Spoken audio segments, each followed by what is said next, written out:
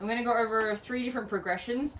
So basically that we can stop doing push-ups from our knees, because if we do them from our knees, we're always going to be doing them from our knees. And I just think it's so much more badass to be down on the floor, on our toes, busting out push-ups. It has been a hot minute since I have worked on my strength training, since I have done push-ups.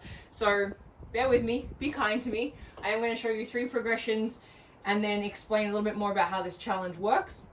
The first progression, it's a little bit awkward, but we can use something like a wall or a ledge if that's easier for you. For the wall, basically you're going to start standing against it, walk those feet back slightly until your arms are nice and straight, and then we're just going to drop towards the wall, push back. You want to get your chest as close to the wall as possible. That's going to help develop the strength.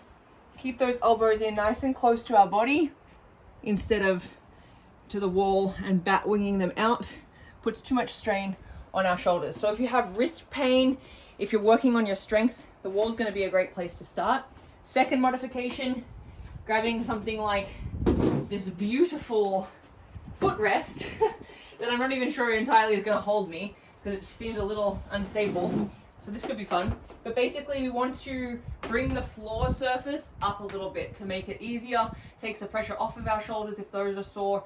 If this angle creates problems for your wrists, this can be really helpful for you, just so that you can build that strength, develop the muscle that's required to get the full push-up. So we go to an elevated surface first before we go straight to the ground to stay on our toes. So similar to the push-up from the floor, we want to have our wrists stacked directly underneath our shoulder, both hands, and then straighten that body.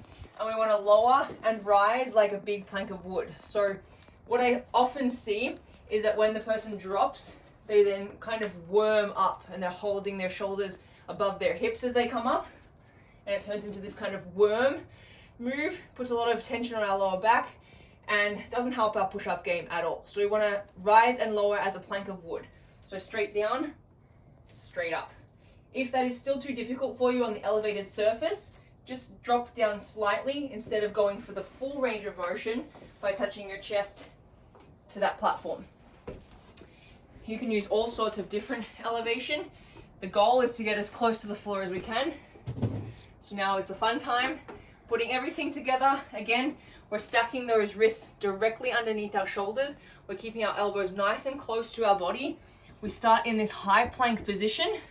You can flare your fingers out just slightly if you like. Sometimes that can help with the tension on your wrists. And then same thing, we don't want any worms.